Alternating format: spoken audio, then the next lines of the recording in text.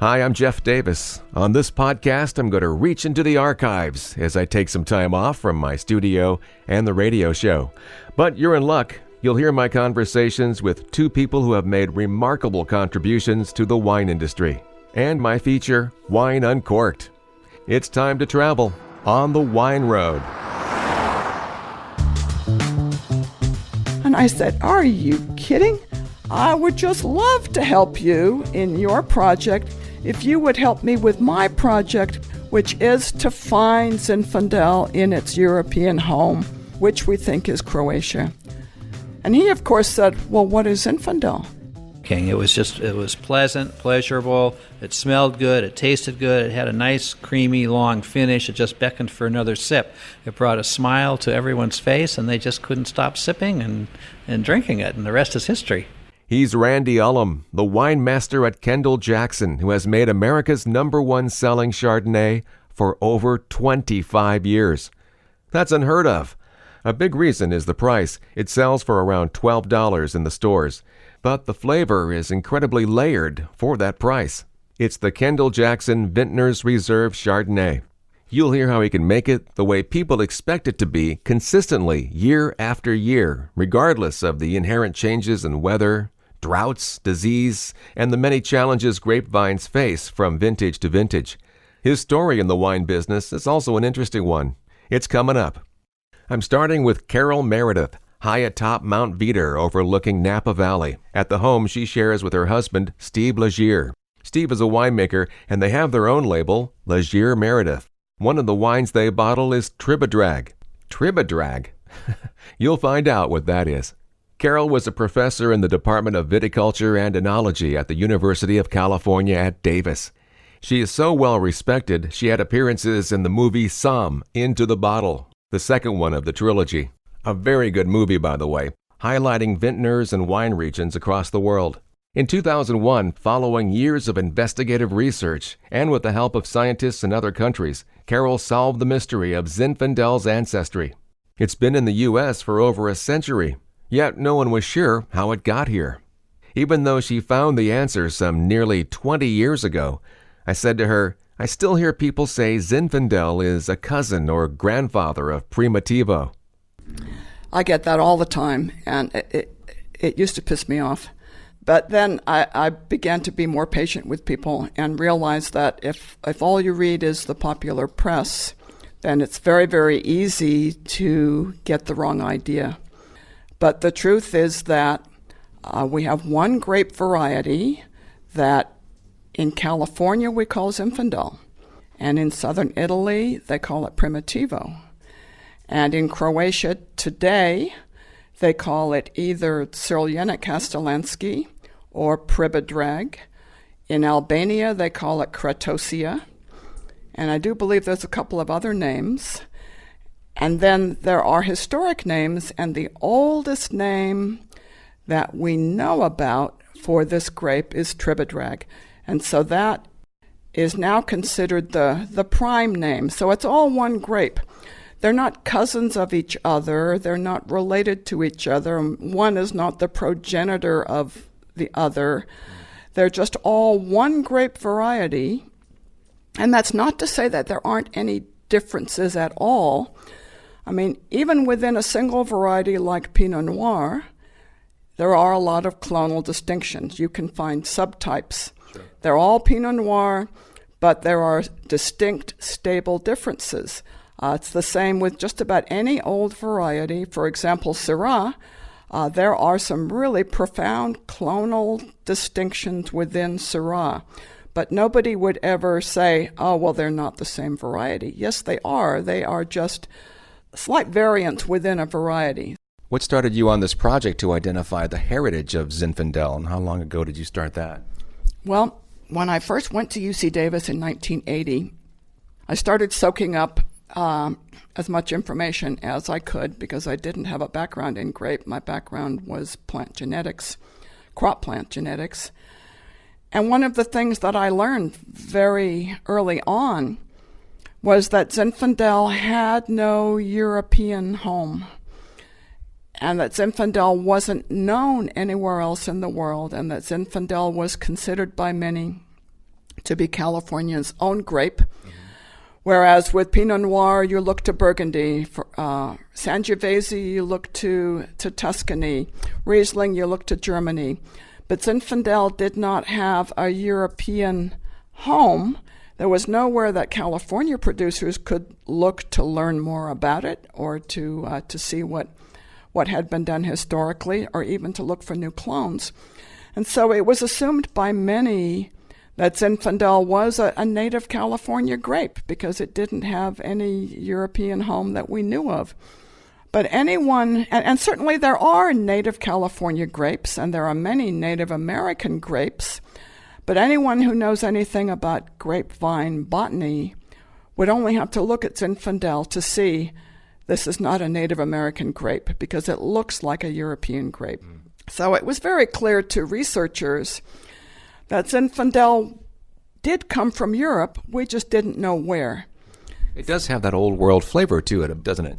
Well, it certainly has a vinifera flavor. Yes, it doesn't have any of the foxy kind of flavor that you get from some American grapes. So those are the Latin terms, right? That's right, yeah. So it certainly looked like a European grape and tasted like a European grape.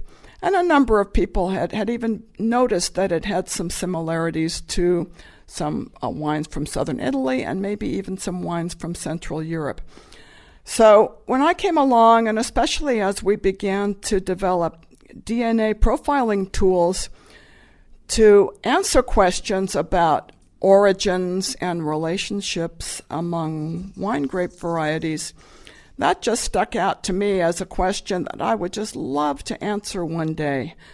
Now, in the 70s, Austin Goheen, who was a grapevine pathologist at UC Davis, he noticed that Primitivo, growing in southern Italy, was very similar to Zinfandel. He was given some wine by an Italian colleague, and he thought it tasted like Zinfandel, and he said, "Can you show me these vines?" And his Italian counterpart said, "Well, it's just the local red. It's Primitivo." And when Austin looked at the vines, he said, "Well, you know, it looks a lot like Zinfandel. Can I take some cuttings back to Davis?" Which he did. And they planted them in the UC Davis vineyard, and they compared them side by side with Zinfandel, and they looked the same. But at that time, back in the 70s, there weren't any good tools for going beyond that to say, yes, they look the same, but are they the same? When some early biochemical methods emerged in the mid to late 70s, those were applied to Primitivo and Zinfandel, and yes, they were the same, but that technique was not very discriminating. You could group things, but you couldn't really prove that they were the same. So when the DNA methods came along in the 90s, I thought this is just something I would love to do. I would just love to see if I can find the home of Zinfandel. What I did have was I had Primitivo in our vineyard at UC Davis and Zinfandel, and I compared them at the DNA level, and they could not be differentiated. They had exactly the same DNA profile, which said to me that they are the same variety. I also did the same thing with a variety from Croatia that had been a candidate. It had been a suspect. And the name of that variety is Plavac Mali, right, which is the most widely grown wine grape along the Dalmatian coast of what is present-day Croatia. And so we did the DNA profile on Plavac Mali. We found it's not the same as Zinfandel, although there were similarities that, based on our experience looking at relationships among other grapes, we could say, Plavac Mali is a very close relative of Zinfandel. It could be a parent of Zinfandel. It could be an offspring of Zinfandel because it shares half of Zinfandel's DNA. So that pointed us in the direction of Croatia, and we weren't the first ones. I mean, it's pretty obvious when you look at a map of Italy and you look at the part of Italy where Primitivo is grown. It's the heel of Italy, and it's a region called Apulia. The coast of Apulia is the Adriatic Sea, and the Adriatic Sea is really quite narrow. And it's very, very easy for boats to go back and forth across the Adriatic to the other side, which is the Dalmatian coast. And that's also an ancient wine-growing area. Today we call it Croatia, but it's had other names in the past. So I wasn't the first to think maybe we should look in Croatia, but the tools simply hadn't been available before then. So when I decided I wanted to look there, my first problem was, well, okay, I don't know anybody there. And you can't simply, if you want to go exploring the grape varieties of another country, you really have to have some connections in that country. Maybe that country already has a collection of what represents their vineyard heritage. If they do, maybe you can get access to it, but you simply have to know people to do that. Or maybe they don't have a collection. Maybe you actually need to go stomping around in vineyards. But you have to have somebody to help you do that. You can't just get off the plane in Zagreb and go stomping around in vineyards. So I was stymied and really didn't know what I was going to do. And then what happened was there was a moment of great serendipity that happened to me in December of 1997. My research group at Davis had already had quite a bit of success studying classic wine grape varieties, developing collaborations in Europe, finding relationships among varieties. We had found the parents of Cabernet Sauvignon. We had found the parents of Chardonnay, the parents of Syrah. We had learned that all the grape varieties that had ever been grown in northeastern France all were generally related to each other through a couple of really important ancient wine grapes. And we had published all this, and so we were fairly well known in the world of grapevine genetics for doing this kind of work. So what happened in December 1997 was that I got an email from a fellow named Ivan Pejic, and he is a professor of plant genetics at the University of Zagreb. And he said, "Dear Dr. Meredith, my colleagues and I here are very interested in learning more about our grape varieties that we have growing in our vineyards, about our heritage. We're interested in learning what we have, what their history is, how they might be related, because we think that they are in jeopardy, that with modern global economic forces, they are in danger of being lost. And we think that your DNA methods that you have been using with some success would be very useful in our case, and we wonder if you would be willing to help us study our old grape varieties here in Croatia." And I said, "Are you kidding? I would just love to help you in your project if you would help me with my project, which is to find Zinfandel in its European home, which we think is Croatia." And he, of course, said, "Well, what is Zinfandel?" Because that's not a name used anywhere else in the world except here in California. So I explained to him that Zinfandel was quite an important grape and that it was widely grown here in California, that it actually had an international market, particularly in Northern Europe, and that we felt quite strongly that it probably is a Croatian grape, and that in the course of studying all the varieties that he wanted to study, that we could also be addressing my project, which was to find Zinfandel in Croatia.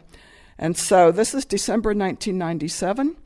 We immediately decided that our goals were just so widely overlapping and that we should work together. And 6 months later, I was there in May of 1998. And so I walked into the lobby, looked for the guy who looked nervous, and he was looking for the woman who looked like she was looking for someone. And so we immediately spotted each other, and then we walked out to get into his car, which was a little old Eastern European car, kind of what, I don't think it was a Yugo, maybe it was a Yugo, I don't know, but Croatia is part of the former Yugoslavia. It had been communist under Tito for many years. And it really, Zagreb has, at least at that time, had a heavily post-communist look to it. A lot of gray, concrete, very uniform architecture, quite bland.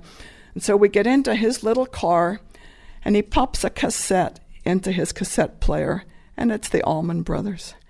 So that broke the ice. Music is such a common language. That really broke the ice. We realized that we had a lot in common besides both being geneticists. We obviously liked some of the same music, and so you were a fan of country rock yourself? Not country rock, but blues rock, southern blues rock. And I just love the Allman Brothers, and I love that kind of blues.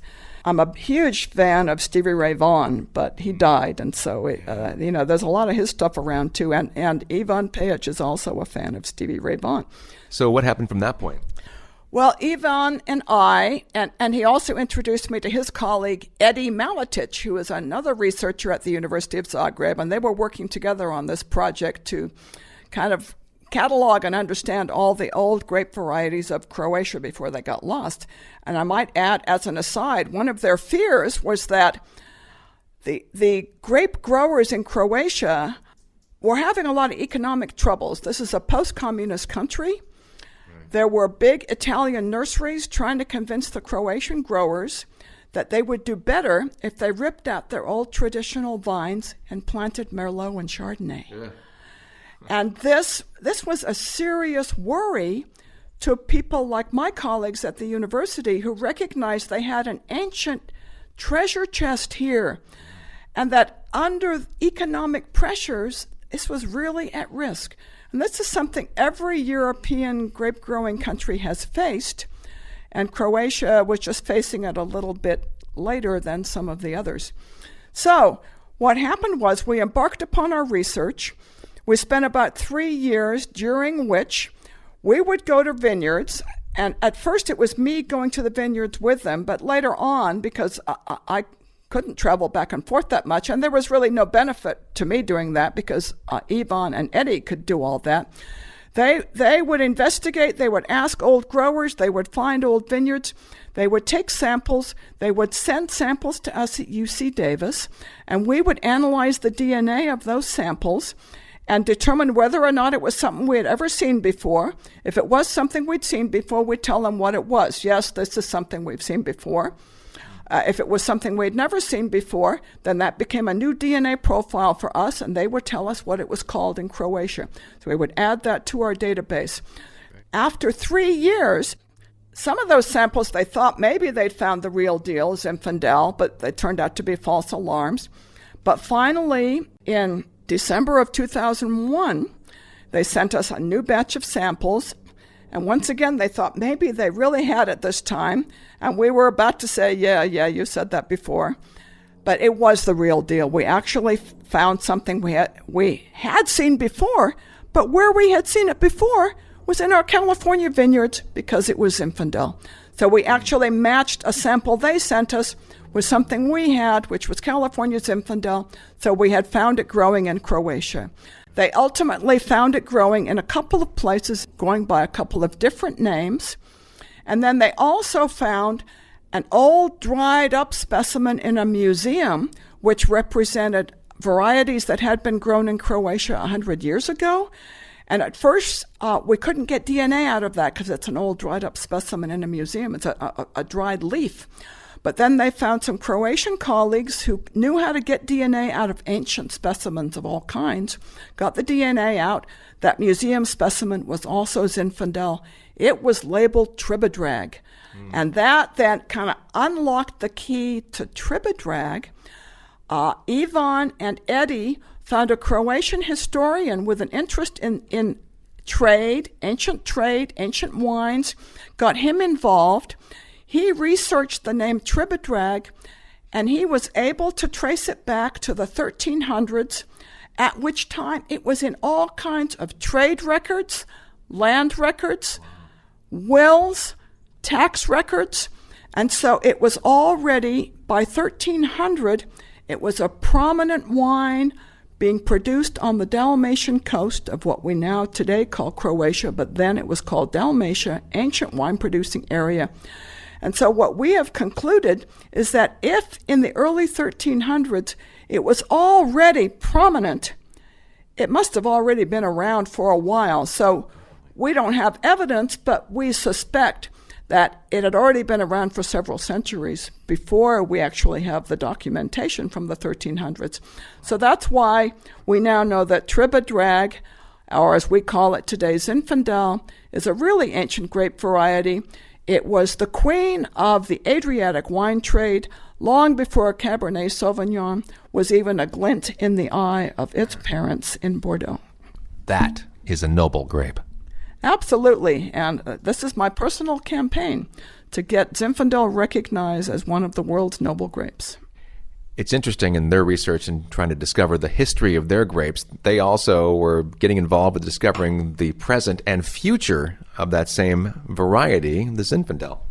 Yes, and that's a very good point, in that Croatia, being a post-communist country, although it has a very long heritage, a couple of thousand years of growing grapes and making wine, as old as anybody in the whole Mediterranean area, all those grapes have Slavic names, which are unpronounceable to an international wine trade that is dominated by Western European grapes, with French and Italian and Portuguese and Spanish names.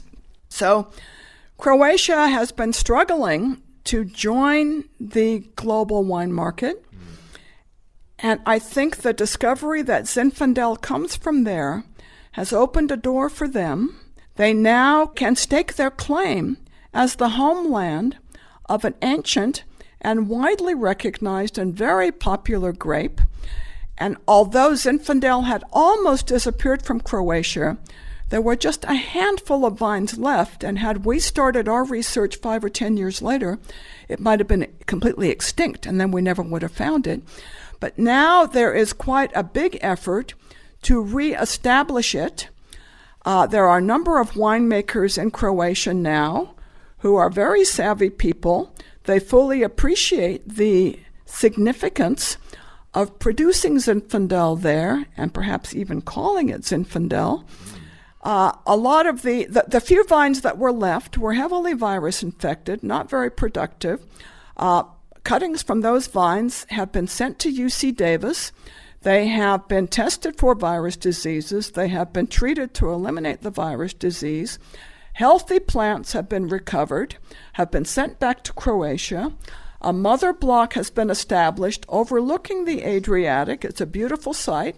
And those vines, as they grow up, will become the mother vines for a new generation of Zinfandel to be grown in the homeland, but under better conditions, better viticultural methods, better disease control methods, better winemaking methods. So whereas it was once lost because of some disease pressures, it now can experience a resurgence in its homeland, and perhaps Croatia can join the rest of Western Europe on the viticultural map. Well done. Thank you. Proud of the work. And rightly so. What a story. Even at this point, nearly 20 years later, Zinfandel is not really considered a noble grape. But now that you've heard the story, I think you'll agree it deserves to be one. What I think is very cool is Carole and her husband Steve grow a delicious spicy Zinfandel on their Mount Veeder property and call it Tribodrag, as a nod to its heritage. They also bottle another ancient variety, Mondouse, from the Rhone Alps region of eastern France. It's considered Syrah's grandparent, and Syrah is also a variety Carole grows along with Malbec. You can't go wrong with either of their wines at LagierMeredith.com. Lagier Meredith with 2 E's.com. Stay here. Kendall-Jackson's Winemaster Randy Ullom is coming up. And now it's time for Wine Uncorked. For centuries, the French monk Dom Perignon is thought to have invented champagne in 1667. But that is being challenged by the Brits, who are saying an English scientist, physician, and naturalist first documented how to put the fizz into sparkling wine 30 years earlier in 1662. According to Winchcombe historian Jean Bray, the scientist Christopher Merritt was the first person to describe the process or use the word sparkling when referring to the end product. To honor his discovery, a plaque has been mounted on Merritt's home. I wonder how that news has been accepted by the French. I think I have a pretty good idea. That's this week's Wine Uncorked. My next interview is with Randy Ullom. You may not be familiar with that name, but Randy is the wine master at Kendall-Jackson. He's been there for 28 years and oversees the entire Kendall-Jackson portfolio. And that includes the #1 selling Chardonnay in America, the Kendall-Jackson Vintners Reserve Chardonnay. It's topped the sales list for Chardonnay for 2.5 decades. That's astounding. Randy's been in the business for quite a while. He's long in the tooth, but you'll hear he still retains a youthful energy and wears a smile easily. Randy got inspired to get into the wine industry after a trek through Chile. There can't be too many winemakers who can say that. Well, that's for sure. And this was a long time ago, too. I don't really want to admit how many years ago, but it starts with a 4. And it's 2 digits. So this was back in the early days. I actually was 18 when I went down to Chile and left when I was 21. There, it was an exciting time in my life, and of course in the history of Chile. But when I went there, I went there to go skiing, and I did not realize that it was a wine country, like number 10 on the wine countries in the world. And I liked wine. I was the sort of the odd man out back in America, or here in America back then. Everybody liked beer at that age. And when I got down there and realized how they had all these different kinds of wines, and after spending 3 years there and really learning about what the country had to offer and meeting people who explained about the viticulture and winemaking and sales, and then being taught by some other friends about wines of the world, and then the food and the cuisine and how all that worked. When I left, I thought, geez, I've got to get into this business. I got to get paid to taste. Right. Boy, what an education. But what kept you down there for 3 years? Were you just trying to learn a little bit about the business? I actually went down just for, it was a 3-month trip to South America. The first month was going to be just in Chile to go skiing, and there was a very unique situation going on there. It was a democratically elected socialist government quickly going to communism, so it was like the Wild West, and the economy was something that you rarely ever get to experience, 1,000% inflation. There's some interesting things that go along with that. It was too exciting to leave. I just had to, cherish this, and so that 1 month in Chile ended up being 3 years. Wow! So you do make it back home, and you entered the enology program at Ohio State. And I don't think I've ever talked with a winemaker who went to Ohio State, but that's not terribly surprising because Ohio was one of the first successful wine regions in the U.S. Absolutely. When you think about the East Coast and the east side of the Midwest, that area encompasses Michigan, Ohio, Pennsylvania, Missouri, New York, and using the Great Lakes as a way to moderate the cool temperatures in the winter and to extend the growing season. It's a great area for that. And of course, the Concord grape kind of emanated from Concord, Massachusetts, near Lexington and Boston, the birthplace of America. So you have this Vitis Americana style of grapes. They don't make the best wine in the world, to tell you the truth, but it is a viticultural area, and there are wineries there, and everybody's trying. So what I learned first out of school is if you can grow grapes, for starters, in that inclement climate, and then make some wine out of it, you can do that anywhere in the world. And then you ended up going up to Upper New York State, and that wine region is actually doing quite well right now. It is. So my first job was outside of Cleveland in Ohio, right along Lake Erie, and then that was for 1 year. And then I went up to New York for 5 years, along the same lake, kind of through Pennsylvania and up towards Westfield, New York. I was there for 5 years, and then decided that it was kind of like a dead-end street there. Actually, before I went to New York, I came to California to look for a job, and actually was offered a job, ironically, at Buena Vista, and that was at the end of a 5-year drought. And being from the east, where everything's green and lush, and then you come out to this dry, arid state of California that everybody talks about, and it was dusty and dirty. And I thought, how could anyone in their right mind live here? And so I actually turned the job down and went back and worked the 5 years in New York, and then realized maybe I need to go try it again in California, and landed a job and had a different mindset. Now the hills are not dirty, dusty brown. They're golden. Yes, and plenty of green vineyards too. And this was 1981, and you were working at Deloche.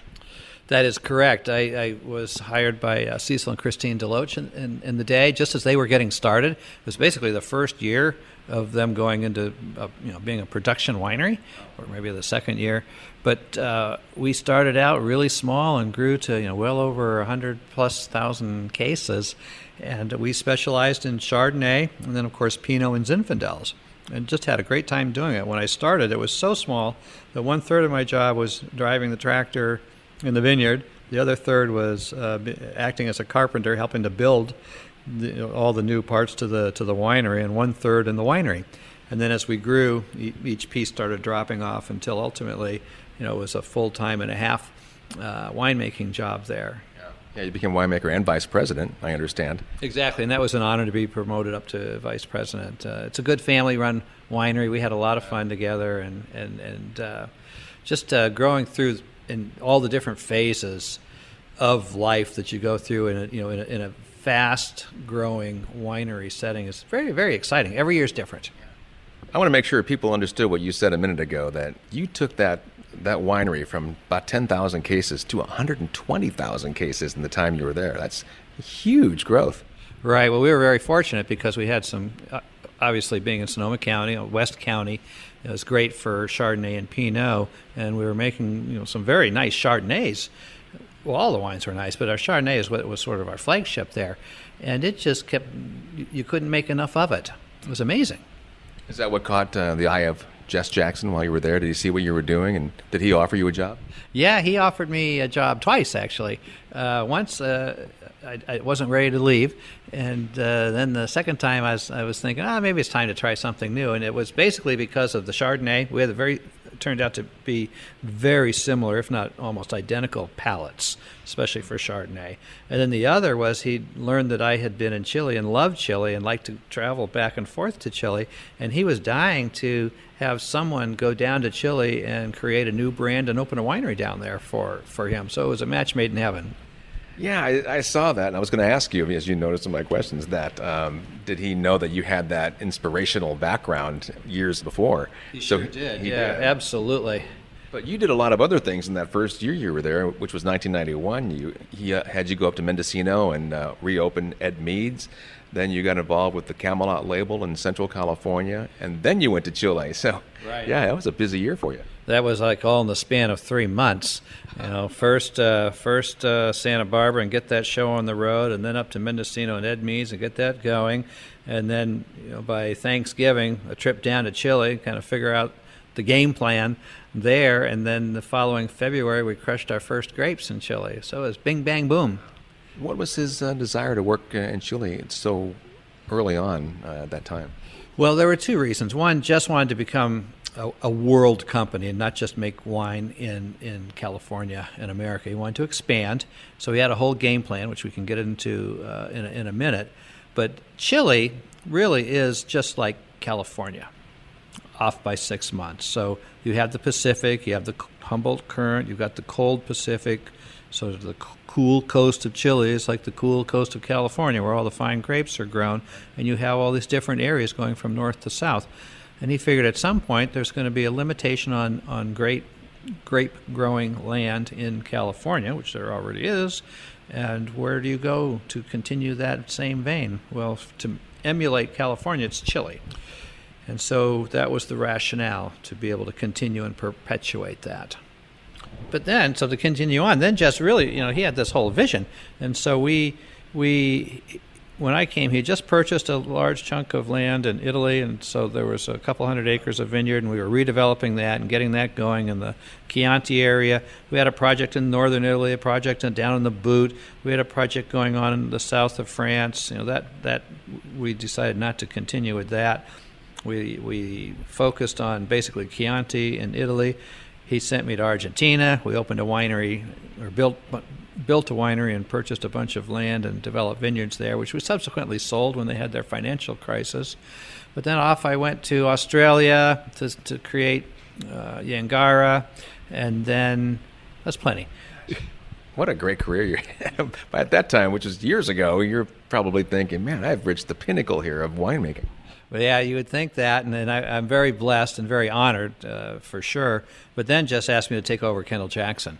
They said, well, Andy, you need to stay home a little bit more. You can't quite travel that much and focus on KJ.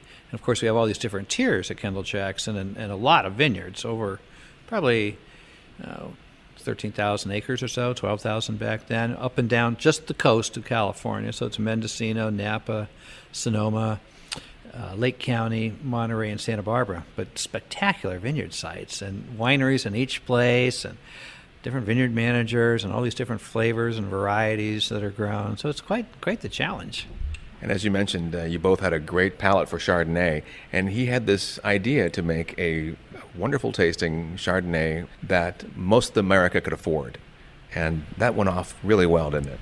Yeah, it was a home run, actually, because you didn't need to have a PhD to understand what you were drinking. It was pleasant, pleasurable, it smelled good, it tasted good, it had a nice, creamy, long finish, it just beckoned for another sip. It brought a smile to everyone's face, and they just couldn't stop sipping and drinking it, and the rest is history. Now, do I understand it has been the top-selling Chardonnay for 24 years now? It's actually now 25 years. Number one selling Chardonnay in America. We're very, very proud of that. And it's all barrel fermented. Well, 95% barrel fermented for the Vintners Reserve, which is a feat in itself, but it's a testament to the quality. Now, it's got to be a challenge to make that taste the same year in and year out, because that's what that consumer is expecting. How do you handle that? The part of the trick to that is the ratio of the grapes from the different areas along the coast. And we try to keep that more or less similar, and since we own and supply the majority of all the grapes that we use, it's very easy to do that, as long as we can maintain those percentages, because you get a different flavor from each area. So as an example, up Mendocino gives you the crisp green apple tone. The part of the Russian River gives you ripe apple.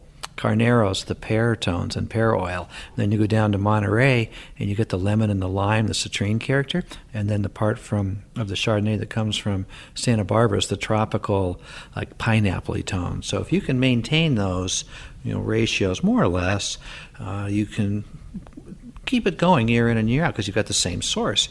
And then you maintain your barrel ferment and your ratios of new oak and not get too crazed with the oak part. It's not that challenging. I think you can get that for like $17. Well, yeah, that's what we call the MSRP, manufacturer suggested retail price. More often than not, if you're in California, it's 10, 12, 14, at your local stores. Pretty good deal. Okay, I'd like to interject here. I have to admit, it had been many years since I had a Kendall-Jackson Vintners Reserve Chardonnay, but after hearing Randy describe the flavors, I was inspired to hit a grocery store on the way home. And it was about $12. And yes, it's an affordable wine, but you can taste each of those flavors. It's silky, without much oak or buttery flavors, and I could taste why it sells so well. The challenging part is putting the blend together because we keep all the lots separate. So we'll have over 1,000 different lots that we're trying to taste and manage. And that's more of the challenge, is working with all those lots. But somehow you have to remember year after year after year when you're doing the blending what the end result's going to be. Well, you project what that end result is going to be, and you compare it to what you've already done. And you're constantly, when you're tasting all these wines, thinking, well, what do we need to do? So a little bit more butter, malolactic, a little bit more toast. Of course, we stir the lees on everything. But it's a challenge for sure. We kind of wax eloquence over all this. It's a piece of cake, but it is a tactical challenge. And I'm sure plenty of note taking and reading. A lot of notes are taken, that's for sure. And we have a great team. We couldn't do this without the team that we have. And a lot of the folks on the winemaking team have been with us for 20 plus years also. So it becomes just second nature after you've done it for a number of years. So tell us about Jess Jackson. What was the guy like? I mean, he was obviously driven, and he must have done well in the 80s to be able to afford all that he did in the 90s. Well, he did well. I mean, Jess was just a regular old guy. He was an attorney that sort of fell into making wine and having a winery. He was an attorney until he was 50, and he had purchased a piece of land up in Lake County just to go for weekends because he lived in San Francisco with his family, and it had some grapes, and he planted some more grapes. And this was probably in the 70s, and he was selling his production every year to Barney Fetzer. in that neck of the woods. And then there was the grape, one of many grape crises, and this was in the 78, I believe, thereabouts. And so Barney canceled his contract, and all of a sudden there's Jess with all these grapes, and he's figuring, I'll be damned if I'm going to let them hang on the vine and rot. So he decided to make wine out of them. Made some wine that went okay. So then the next year he made more wine and actually bottled it, and he bought other grapes, some from vineyards that we still are sourcing from today, talking about continuity from day one in Monterey and Santa Barbara. So he bought some other grapes and decided to make some wine. It was like 18 or 20,000 cases, and it was a wonderful Chardonnay. And he decided he decided to be the the winemaker. He was the PR guy, he was the marketing guy, and he was the sales guy. And so he went off to and already up to 18, 19,000 cases. That's not right out of the gate. That's not small. No, but he was a gambler, believe it or not. You'd never see him in a casino, but he would gamble with life and on these strategies. And he was sharp as a tack. He had this infectious energy and vitality and enthusiasm, always with a smile, always challenging you, but just the nicest guy with the biggest heart and an incredible palate. And he had a palate that was consumer friendly. And that's why the wine really was a success. So he took that, that first year's production and sold it and decided, I'm getting out of the law business. I'm gonna start this. And so it just started growing and growing. He didn't walk into this with a huge sum of money that was just given to him or a windfall. He started from scratch and worked his way up through all of this. And his success, he kept investing everything into the company, into the land, because he loved the land. That's where his heart and soul was. So he was adamant about being in charge of his own destiny. Yeah, I knew he was a lawyer. I'm sure he had a successful career as a lawyer, but yeah, that doesn't give you the amount of money to kick up a winery. So he must have been very smart at what he did. Well, he is highly intelligent, and Barbara Banke is highly intelligent also. And the two of them made a formidable team, and Barbara is carrying on the tradition, and then some of what just started. But he was very tactical, and when the market would go to the right, he'd go to the left, and it was always the right move. And he was in the right place at the right time for so many things. And people really thought, oh my God, who is this maverick out there? And took the world by storm. Yeah, he was kind of one of the newer of that generation, wasn't he? I mean, you had Mondavi and you had a few others along the way, but he sure made a name for himself. Very, very quickly, because we're only 35 years old. Imagine that, from zero to where we are today as a company, and starting with Kendall-Jackson as the first label, and then came Cambria. Then, of course, they purchased Ed Meads, and now as a group, Jackson Family Wines, we have pushing 50 different brands around the world, and a lot up and down the state of California, and we've ventured into Oregon too. So it's quite exciting. And the neat thing is, every brand has its own identity, its own way of making the wines, its own winemaker. Everything is kept separate. And a lot of people think, we've gotten big and we just have gigantic tanks and this, that, and the other thing. We're the complete opposite. We started small and we still have a small winery mentality on keeping everything separate and then ultimately blending things together. But it's pretty darn cool. Yeah.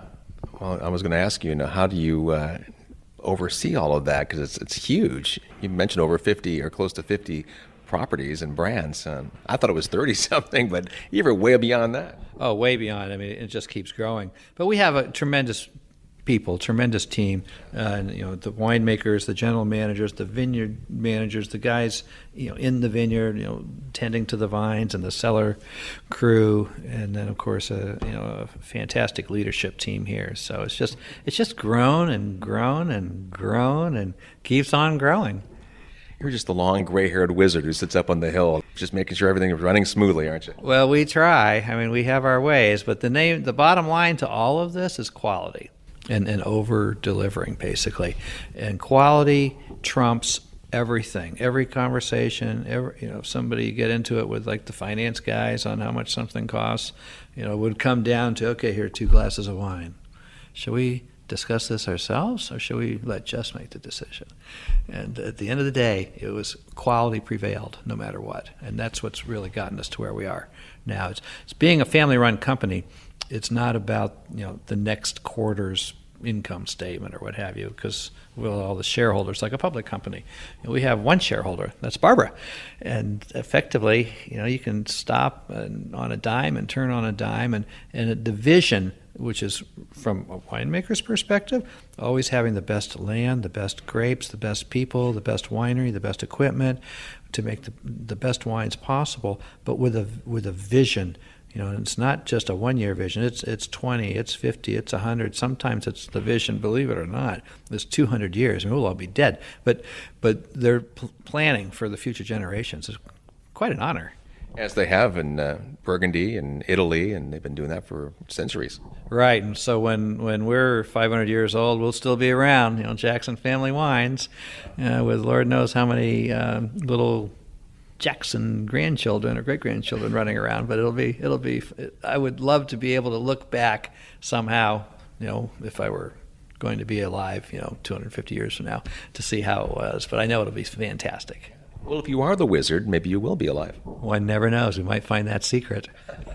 Aside from the great list of brands they own, you may not realize that if you're not a club member or have been to the tasting room, the Kendall-Jackson brand has a number of different tiers of wine, from the affordable to the level of a luxury brand. So I asked Randy to take us through the different tiers they offer. So we at Kendall-Jackson, we have what we call our broad market wines that are sold across the country and around the world, which is the Vintner's Reserve tier, and we have all the major varieties there: Pinot, Zin, Syrah, Cab, Chardonnay, Merlot, things like that, and then Sauvignon Blanc and Riesling also. Then we have the Grand Reserve, and the Grand Reserve are basically our favorite lots that would represent, if you were going to try to figure it out numerically, you'd say the top 6% of a given variety of our favorite lots will go into the Grand Reserve. And then we have, and the Grand Reserve will be more county-based or even appellation-based. And then we have what are called the Jackson Estate Appellation tier and the Jackson Estate Vineyard tier. The appellation tier there's only three: a Pinot from Anderson Valley and Mendocino, a Chardonnay from the Santa Maria Valley and Santa Barbara, and a Cabernet from the Alexander Valley and Sonoma. That's only for restaurants. And then we have their sister tier, which would be those same areas but from a specific vineyard: Camelot for the Chardonnay, Hawkeye for the Cab, and Outland Ridge for the Pinot. And so those are limited, 1,000, 2,000, 3,000 cases kind of thing for what we call the three-tier system, anywhere. And then we also have the very pinnacle of our winemaking endeavors. It's called Stature. And that's a Cabernet that is a mountain-based cab from Knights Valley and the Alexander Valley, but of vineyards of elevation. In fact, all of the vineyards, 85% of the vineyards that we own are from either mountains, ridges, hillsides, or benches. We really don't like or have any vineyards in the true valley floor because they're too productive for us. We're looking for concentration and lower yields. So those are the tiers that we have. In the Stature, we have a Cabernet and a Chardonnay.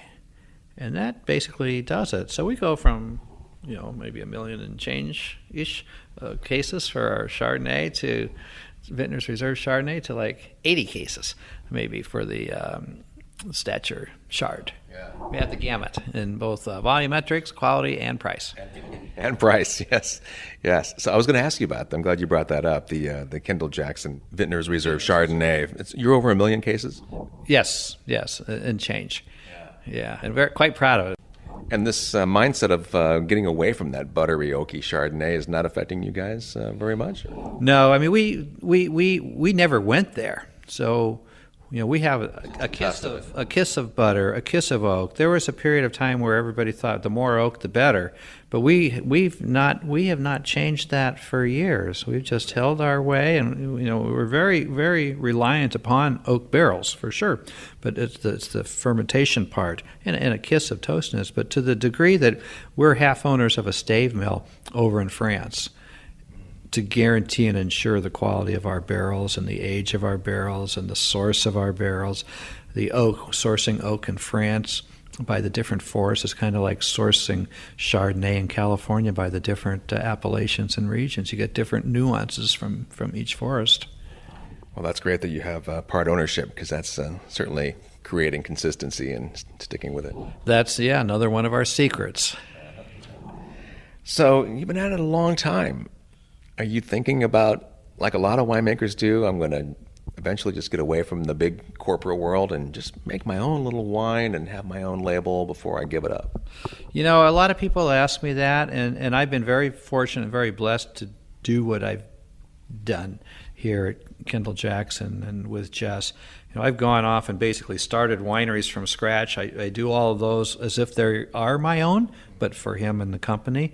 So I've done so many of those that I don't need to go out and experience that again on my own. So I'm content, and I've focused on making, you know, small little lots. We do direct to consumer lots that nobody sees unless they come to our wine center, and the guys I work with work on them. We have our special wines, so we all have a chance to do. So I feel completely fulfilled already, having worked all these years with the Jackson family.